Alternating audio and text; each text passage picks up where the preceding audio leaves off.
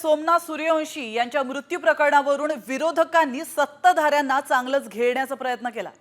परभणीच्या कॉमस्कोर नुसार आता isakal.com आहे देशातील नंबर 1 ची मराठी न्यूज वेबसाईट। प्रत्येक अपडेटसाठी isakal.com ला नक्की भेट द्या।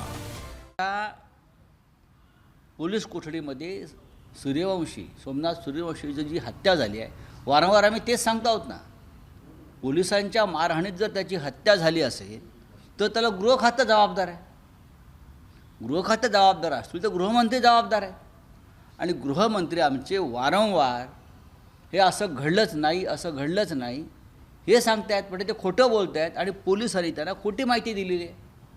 मग याच्यावरती आता कारवाई कोणावरती करायची आहे? स्वतः गृहमंत्री प्रायश्चित घेणार आहेत का? काल जर आपण बघितलं तर सोमनाथ सूर्यवंशींच्या बाबतीत न्यायदंड अधिकाऱ्यांनी सांगितलेलं, त्यांचा अहवाल आलेला आहे की सोमनाथ सूर्यवंशीला पोलीस स्टेशनमध्ये मारहाण झाली होती आणि मारहाण झाल्यानंतरच त्यांचा मृत्यू त्या ठिकाणी झाला।